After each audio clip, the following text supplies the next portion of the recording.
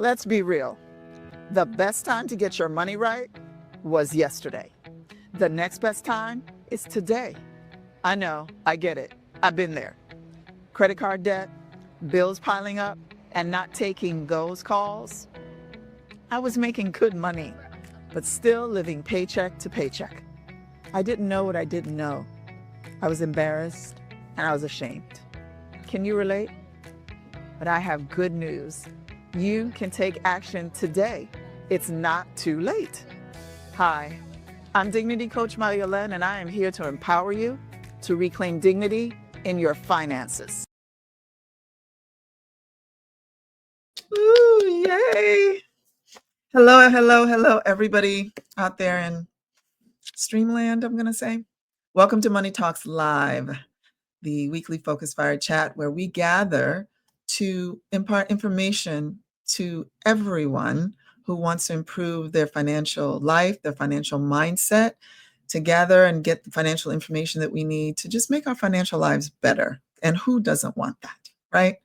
So I'm happy to tell you that our next 4 keys to master your money is on Saturday, November 15th. You just saw the little graphic there. So Saturday, November 15th at 11 a.m. Eastern Standard Time, and easy to sign up, focusfire.life/4 keys.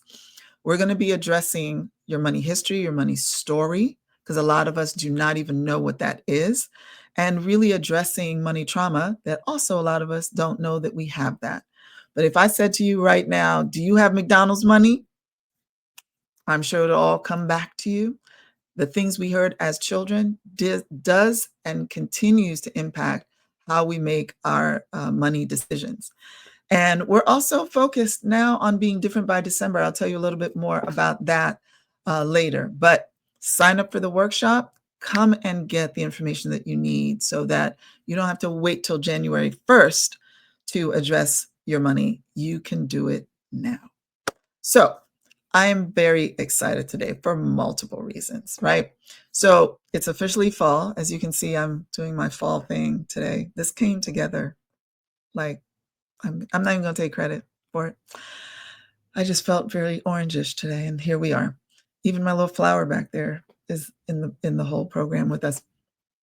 So, but fall is a season of harvest, reflection, and preparation, especially as we look to close out the year. So, around here in the Focus Fire family world here, we do not wait till January for resolutions.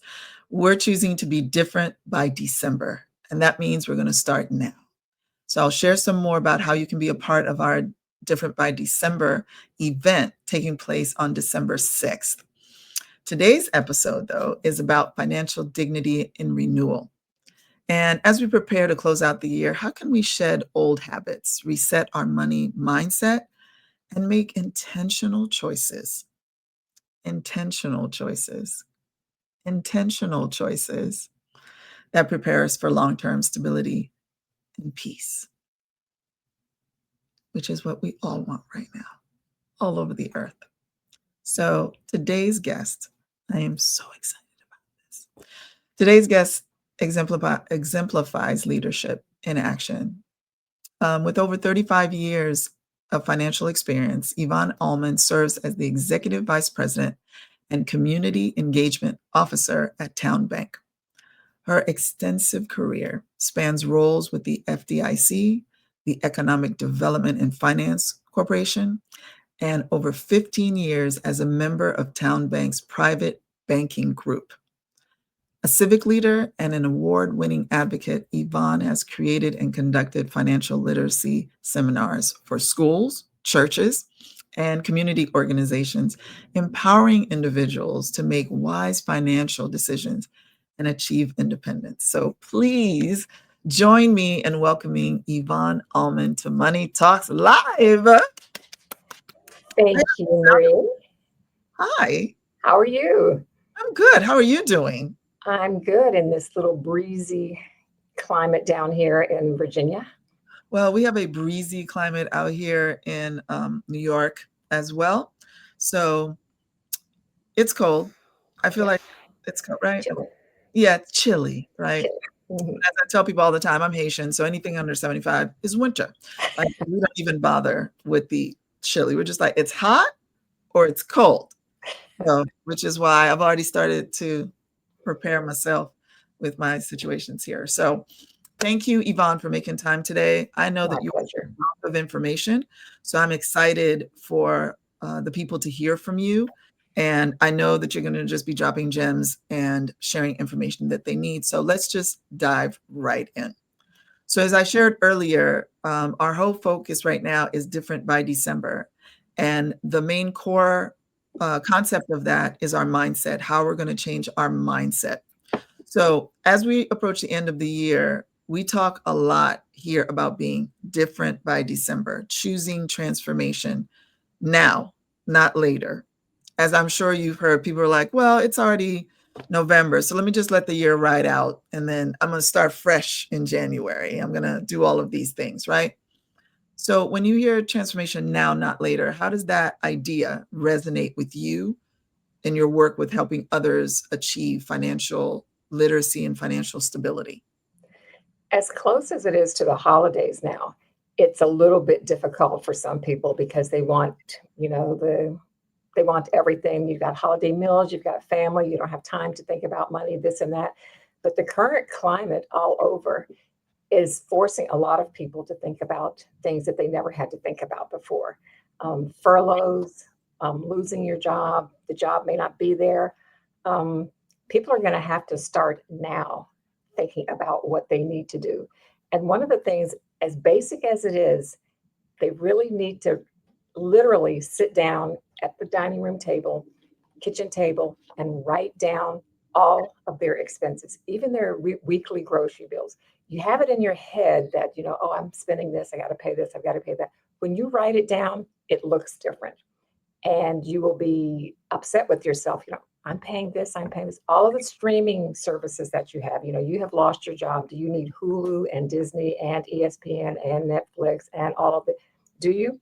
In addition to if you're still having have cable, that's a huge, huge chunk of money. But write all of that down and learn to separate your wants from your needs at this point. What do you want and what do you actually need? You do need food, you need a roof over your head.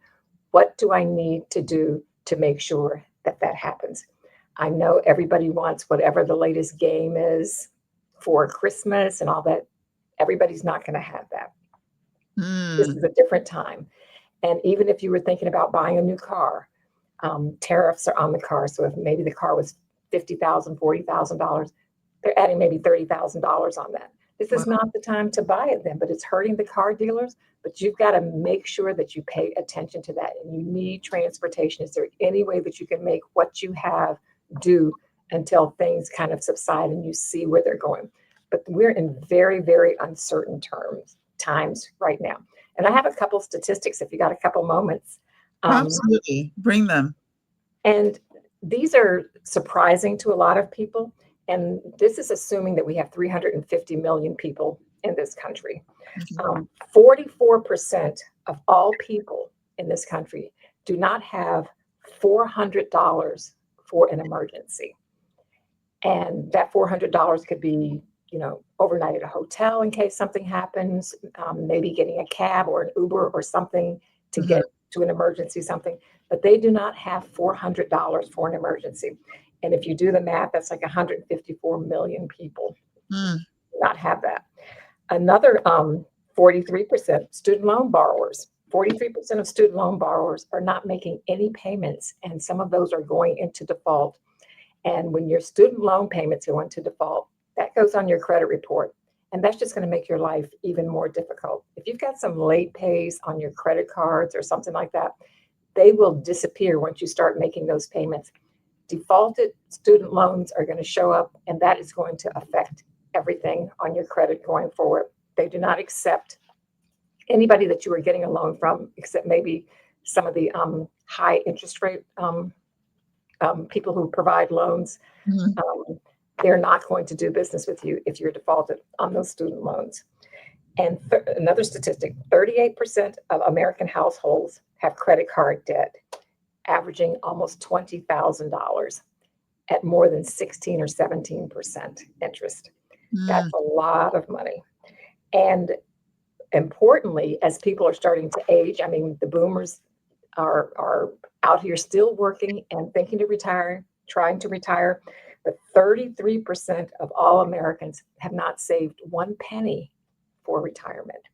And that is going to cause a problem in the 55 and older, the 65 and older population.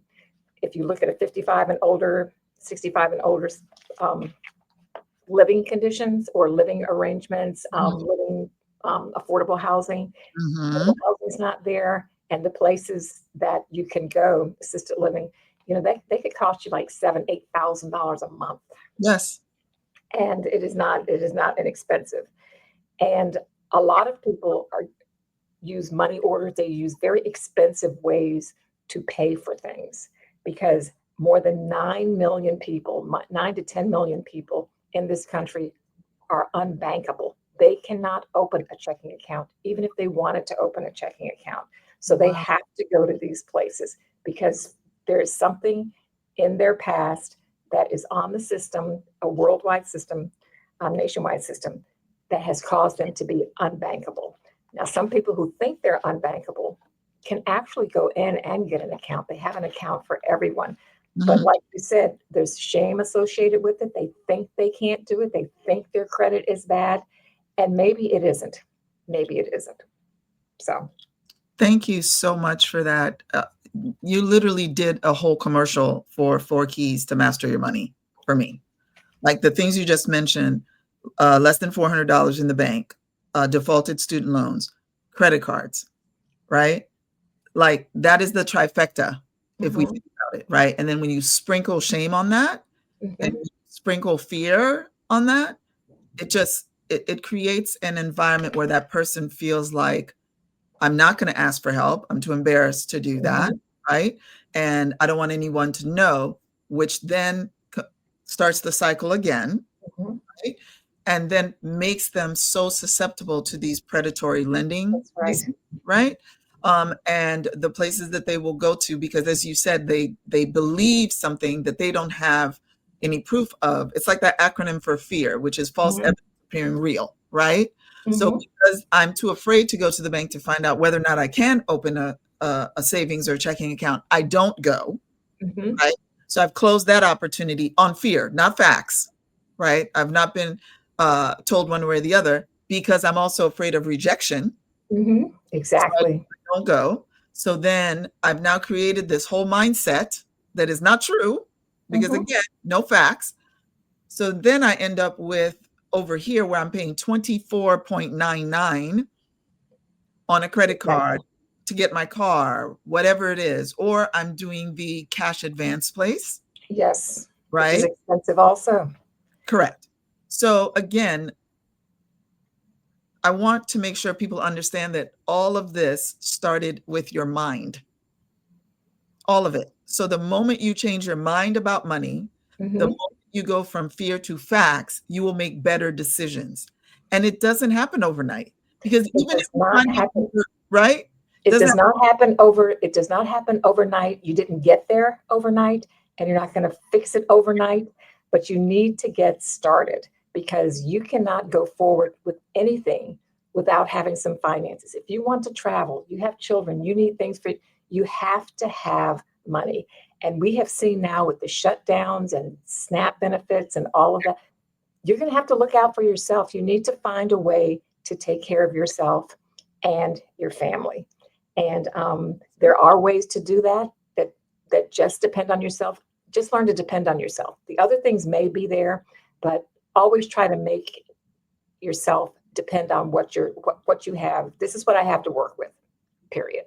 correct. What I Correct. have to work with, we're going to make it work. I know people who really are not of means, but the way that they spend money, I would never spend money. And Oh, absolutely. Again, we're back to the mindset. the And I want mind, to point out mhm, that Yvonne said millions of people are in this mhm. situation.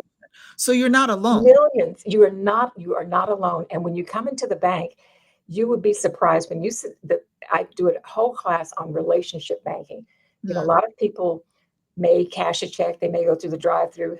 have had an account somewhere for like 20 some years and they walk in for a loan, nobody really knows you. So every once in a while, and I tell everybody this because maybe you want to start a business down the road, or if you do want to develop another relationship with the bank, you may want a car, you may want a house, walk into the bank every once in a while. And so a lot of people are reluctant to do that. Some of the people who are small business owners say they start to sweat when they walk into the bank because it seems like an unfriendly place. But we're always going to be in suits. That's just our uniform. Right. And they said, well, people don't look up. I said, if you go in every once in a while, when you walk through the door, say good morning in a very loud voice, everybody will look up.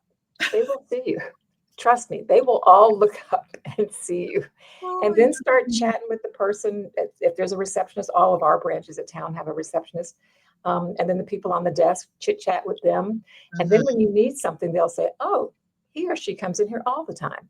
And that can literally be the difference in them taking the time to look up everything and say, aha, we can fix this for you. It really is that simple.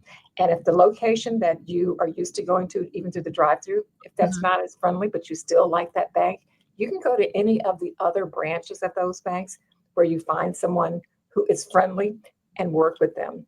That was advice I gave my mother ages ago at her credit union. She wanted to get a few dollars out for Christmas. She always did that because part of her paycheck went into her credit union account. And she went in, and the person sitting there and really kind of dismissed her. I don't have to describe but dismissed her. And her feelings were so hurt.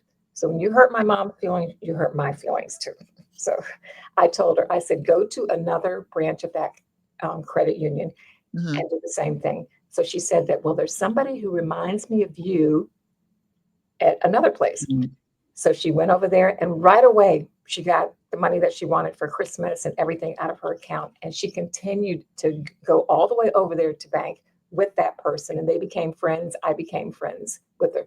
So, but it's the same financial institution, but it depends on who you have a relationship with.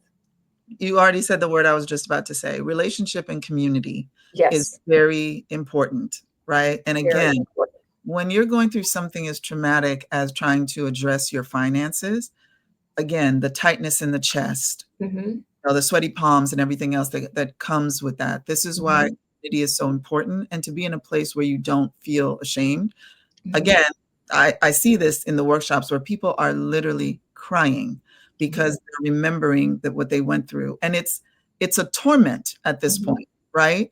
Because of the fact that they've been carrying it for so long. But man, when folks get into a place and they're like, you too, you too, you too, and then they don't feel alone, it's at that point that they're ready to address first the trauma, which then will allow you to heal it. So if your mom had, for example, given up, right, that would have set her on one path, as opposed to, I'm going to advocate for myself. My daughter gave me some good advice to go to another bank. I went to another bank and I found somebody else. This is the same advice I'm giving everyone here.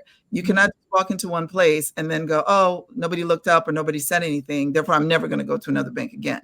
Your goal is the same. The goal is to get the relationship. So if you have to go to 5 banks to do that, then do that. Thank you for that information. And if you have a relationship there, 9 times out of 10, the person who's sitting there doesn't know how long you've had that relationship. The longevity of your relationship is important. So if you have a certain bank and are not, the people at the branch closest to you are not friendly, find another person at that same institution, because when you sit down with them, they will look on their system and they will see how long you have been a customer. And that makes a difference to them. So don't just close out everything and move on. So they will see how long you have been a customer, and that makes a big difference. I agree. Those were gems you just dropped right there. So you've had an incredible career auditing with the FDIC to executive leadership at TowneBank. What experiences shaped your relationship with money growing up and inspired your passion for teaching financial literacy? Well, early on, even before I started in the financial field, we all grew up with, we want this, we want that. But at home, we've all heard, we don't have money for that. And adults did not talk to their children about money. But you have to kind of start having some of the conversations with children, because if they see their friends having something and you say, we don't have money for that, they don't really understand that. And, maybe their friend's family doesn't really have money for that, but they get it anyway. So you really don't know what kind of financial situation your friends' parents are in just because they give you everything. And this kind of shame, this kind of financial situation goes through all socioeconomic levels, because I was a private banker, and those are the people who are the professionals, the doctors, the attorneys, the blah, blah, blah. They have the exact same problems Yep. as everybody else. Yep. But it looks different when you have $1 million a year or making $15,000 a year. But they're the same, living paycheck to paycheck at $1 million a year, the same as somebody making $15,000 a year. But you have to start having those conversations with the children. I give everybody a monthly budget sheet to work, and you can complete those monthly budget sheets. But I recommend giving one to everybody in the household, the kids, because as far as they're concerned, money comes from you, and you are the money. So they don't realize, I want this game. This is how much this game costs. This is how much money I have. This is what I need to start saving to get that money. And then even let them know, for rent or mortgage, you're paying $2,000 a month. They have no idea. They're like, wow, that's a lot of money. So then they start to understand a little bit more. And if they want a car, they all want a Range Rover. Really?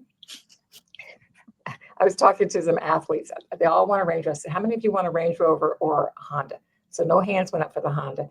I said, that Honda, it's going to cost you maybe $30 a year in inspections, oil change, and everything. Right. That Range Rover is going to be $1,200 to pop the hood to see if you need an oil change. Okay, so every single time. Yeah. So you need to be reasonable about that.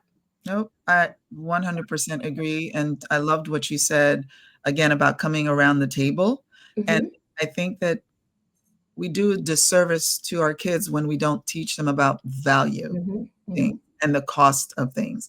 And it's interesting, though, as parents that, I remember my parents saying the same thing, like I said earlier, "Do you have McDonald's money?" That didn't mean anything to me because I didn't have money, and I didn't understand what money was. I just knew I didn't have it, right? Or we don't have enough money for that. But I don't know what enough money is. Exactly. Right? You have to All that show them on correct, their terms. Yes. correct. And when I was a teenager, I worked, and we still heard, we don't have money for this or that. But I heard my parents one evening talking about car insurance. And my father said, I don't have enough money for the car insurance, blah, blah, blah. And I had been working, and I was always one to keep my money. I kept some in the credit union, and then I kept some in my bedroom. So I said, butted into an adult conversation, which was, a no-no. Right. And I said, well, how much money do you need? And before my mother could say anything for me to be quiet, my father said, I need blah, blah, blah. I said, I have that in my jewelry box. So I went upstairs in my jewelry box, got the money that he needed to pay the car insurance. And he looked at me differently after that. Yes, because at that moment is you actually becoming an adult and understanding. I was 17 or 18 years old. Perfect. That is the perfect timing. That you understand the value of the insurance means that when I pay it, if I get in an accident, like there's even more knowledge, you know what I'm saying, that comes with that. And I think sometimes parents feel like they're going to, take out the wonderment of childhood or something if they don't tell their kids.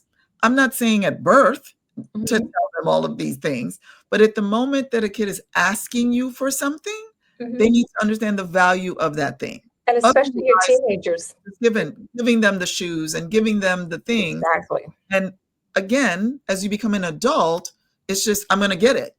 So $1,000 or $200 doesn't mean anything, as opposed to those shoes. My parents had to spend $600 to get me those shoes. I'm going to treat that differently than a pair of sneakers for $25 because I understand not just the cost, but the value of them. So the cost and the value. Yes. I completely. And we need to have those conversations with the teenagers. And as I started, left home at probably 18 or 19 years old, while I was working at the FDIC, I was down the street from the FDIC is George Washington University, where I attended college. So I had a Mhm. part-time job at the FDIC, and my job was to proofread all of the banking rules and regulations before they went out to the banks.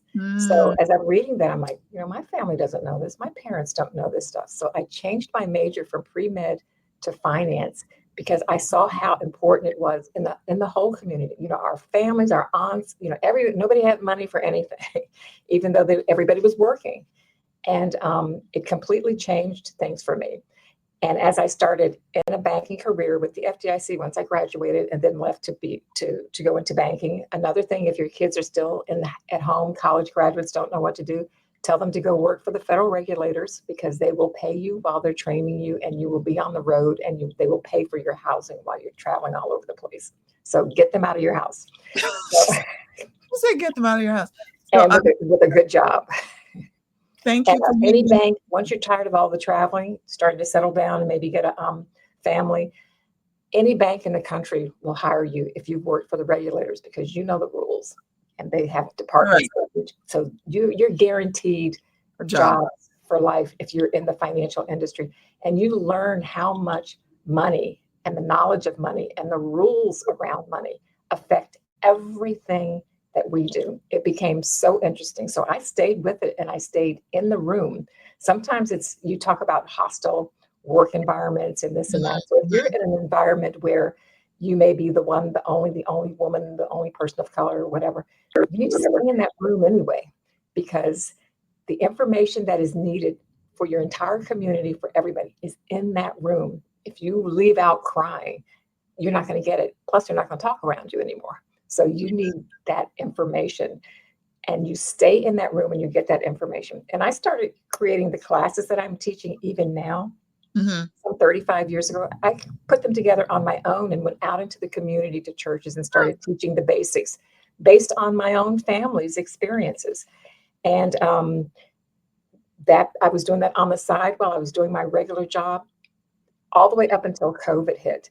And then the bank asked me, would you do that for the bank and show the other bankers how Mhm. to do How to that? do it. How to, Yeah, and so because we're the customer basic find that. financial, the Yeah. basic PowerPoints I'm using, my copy is done on a typewriter because it has all my notes on it. But they've created these beautiful PowerPoints that Mhm. anybody can use to sit down at the kitchen table, to talk to their church, to talk to any group that they're with, their sorority, their fraternity, whatever. You can talk to them about the basics. And it doesn't matter the socioeconomic level. There is No, a there's always level for knowledge. the basics are for everyone. I agree, and it's then your job to build on that. So Mhm. I wanna say thank you for heeding the call, because you could have either ignored this when you had the opportunity, or you could have kept it to yourself. So the fact, for those of us in the financial literacy space, we all have that in common, because our body of work is our family. It's the Mhm. things we've gone through that is in our PowerPoint. So it is not something that's theory for us. We actually live this experience. Exactly. So And knowing. our colleagues and people around us don't realize that. You know, No, you well, hear I the comments that they make, well, everybody on Snap is getting their hair done. Really? And then you start talking to them, and then they start stumbling over the words, and but you have educated somebody at that point. And if we have to do it one at a time, we'll do exactly. it one at That's a time. You're absolutely right. I think that you move the anger to action and to Mhm. educating, because that person may not have that lived experience or that life experience, and they're getting that from the narrative from their news and Mhm. other places. Mhm. It's easier to do that than it is to relate to someone, right? Yes, it is. Yes, So it that is. so I'm glad that in those situations that you use that to, how do I say, to educate folks. Yes, So I how have do always been the one to speak up, and even my colleagues, if there's a question, they just sit back and wait because they know that I'm going to ask that question because they can't hurt my feelings. well, And I'm going again, to ask that question, and then when if they say something that's things, inappropriate, I'm going to ask, "What do you mean by that?" And then it's usually a dead silence, and they realize, "Wait a minute, yeah, I'm they're gonna stuck." have to back up what they said, or Yes. bring some kind of facts, as opposed to just saying, like I said, folks on Snap use their their funds to go do their nails. Clearly, the news is showing that's not true right now. Mhm. And some of the people who said it are feeling it. So there's Yes. that. I'm going to leave Yes, that there's there. that. As they say, I'm just going to leave that there. So knowing what you know and how you've served others, how do you personally design a life that aligns with your mission financially, spiritually, and professionally? Like, what do you do for yourself? I live within my means so that I do not have to worry about, the roof over my head. And from the very first paycheck I got when I was 18 years old, there was always something put away for savings. Even if it's $5, everybody wants to be LeBron right now. You have to work your way up to that if you ever get to that. But you put $5 away. You have the $5 to put away. And then it starts to grow. And as it starts to grow and you watch it, you're like, wait a minute, that's how you get the money. And by the end of the year, you've got a couple of $100 and you're actually reluctant to use that couple $100. And you can do that with your children too. Give them a little bit of money. And I've watched my friends do that. If you tell your friends, we're all going to Applebee's or Olive Garden for dinner, and Mhm. then everybody's all excited, but everybody's going to spend their own money. And then suddenly, you know, maybe not. One of my colleagues said that she did that with the ice cream man. The ice cream man always comes at dinner time, always. So the ice cream man was coming and finishes up his dinner and he comes and says, the ice cream man is there. And she said, you have money. And he stopped and looked at her and he said, we have ice cream here at home. And that was the last time he asked for ice cream man money There you because go. he had spent his own money. He was like, Because it's always different, right? If you're Mhm. spending other people's And money. you can teach him that young. He was probably 10 years old. Mhm. Yeah, And, because you and you, feel it. You feel it when that $2.50 leaves you for the ice cream cone yes, uh, that you're getting, as opposed to mommy, get me ice cream cone, daddy, get yes, me ice cream cone. yes. And again, no problem with starting that way, but you can't be 16 years old, arguably 10, and thinking that just money is magically just appears, and when you ask Hmm. stuff that you just you get it. And Hmm. listen, I would think that anyone who's gone through this, especially the story you told about the insurance, you appreciate that now, right? The Hmm. fact that you had your own money, that you put money away, that you had money at Hmm. home, and look at you now. I asked you as an adult, and you said I live within my means. Hmm. So I live within my means, and even the pressure. Some people are, have a problem with the pressure. For my car, I need transportation. My transportation works and my transportation is comfortable. And that car doesn't look like you need, wait a minute. And I'm sure you hear that. You need to do this. People are telling oh, you, you absolutely. need to do this. You need to wear this. Like we're in high school still. Yes, yes. Like, Hmm. you need a new car, which is why, again, I'm back to mindset of how it is so important for you to know yourself, and Hmm. that you have those things that you're ready to advocate for yourself, and that Hmm. no one's gonna change your mind to put you in debt when they're not paying your bills. Anyway, Yes. so I'll say this: you've seen firsthand, financial education, how it can transform families and communities. Hmm. As we're nearing the end of the year, what is the one mindset shift you believe everyone should make before the year ends? So let's close on that. Well, as I said in the beginning, write everything down and see what you have and start making some changes in that list. If you see things that are just a complete waste of money, there's that one show on Hulu that you want to watch, you know, maybe not, but it's costing you $150 a year. There's the math. Do the math, The $9 a month, write it 150. down and add it up. And then see what you have coming in. And if it's not making a difference, if it's not adding up, you need that bottom line to be positive. And people just really don't even know that. If we're in the financial industry, we know that. But I hold like workshops for like nieces and nephews. So Saturday morning, everybody's together. And I had one who wanted to was getting married, and they wanted to rent this place because they'd been in there. It was beautiful. And I said, you know that the deposit is $28,000. And then they're blaming the place. That's crazy. That's, do your homework instead of going in there telling them you want to get married here. You do the expenses. Do you want your deposit to be $28,000 on your marriage? Do you know what? If you had $28,000, you could put that towards a house. You can start off with Right. something. And so just having that conversation, but write it down and see what it looks like. We know it's in your head, your rent, your mortgage, and everything. We know it's in your head. Write it down and look at it, and have everybody do that. Your partner, your partner, whatever. And then even look at your financial situation at a financial institution. I always recommend, couples want to have a joint account.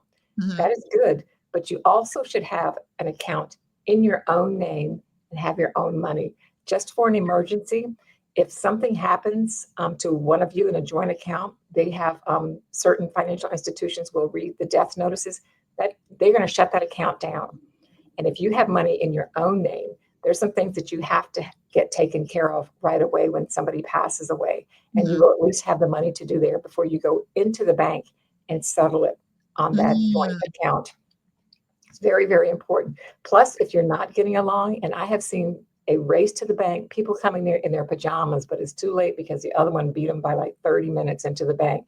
If you have a joint account, either one of you at any time can take all of the money out.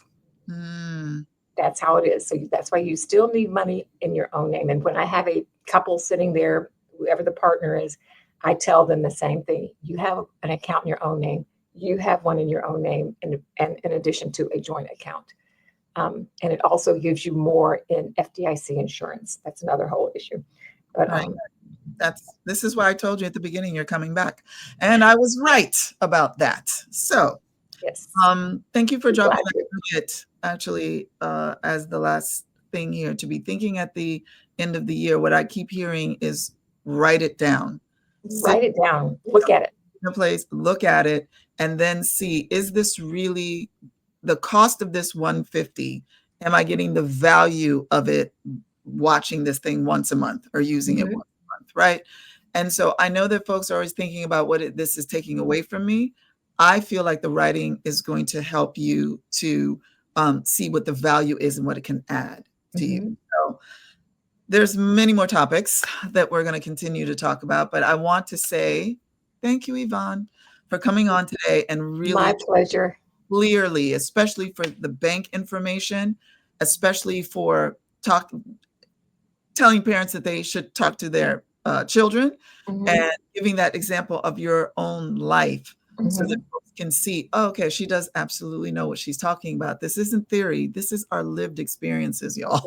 And I see it walking through the door for years. Yes, for years I've seen it walking through the door and seeing couples sitting there, and and you're just advised on whether they're whatever socioeconomic level. And for one who very, very wealthy, he's a doctor, she's a lawyer, blah, blah, blah. And I did the writing down thing for them. So because they wanted something. So we get down to the bottom and they said, we don't have enough money to pay for what we already have. I said, exactly. Exactly. They said, can we keep this piece of paper? I said, sure, it's yours.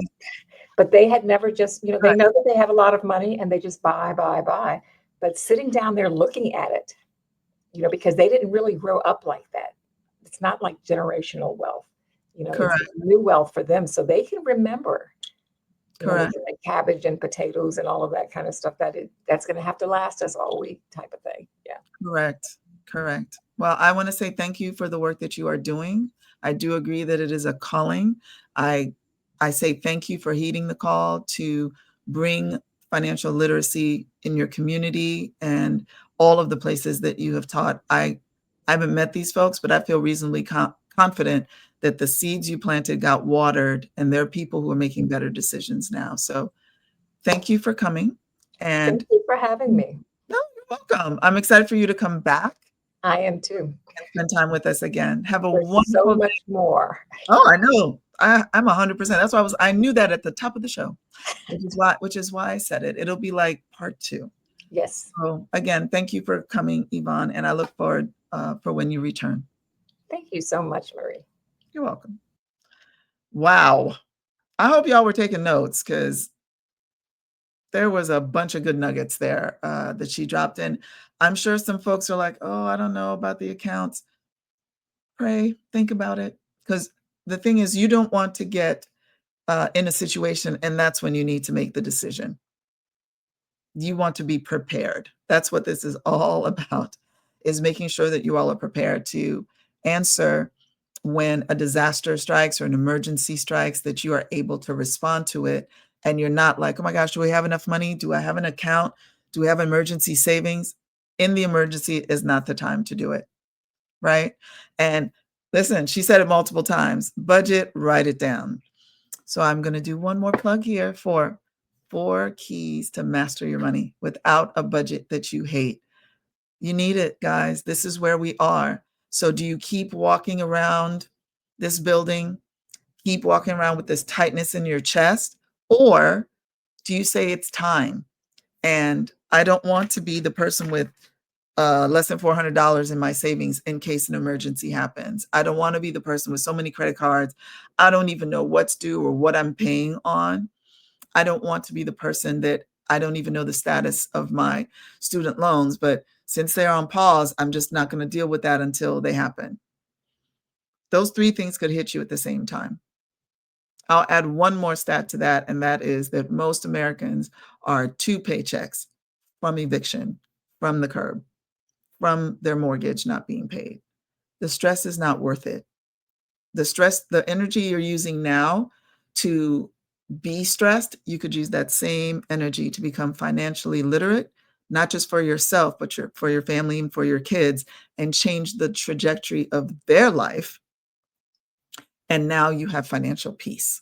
So November 15th, 11 a.m., come on over and we'll get through it together, right? So thank you for being with us today on Money Talks Live. I've enjoyed this whole conversation with Yvonne, and I can't wait for her to come back. So last thing I will say is nobody is going to watch your money and be more responsible for it than you. So it is your job to stay financially literate. It is your job to stay on top of your money. Because if you don't tell your money where to go, it's just going to go away. Remember I said that. See you next time. Have a wonderful day. Bye-bye.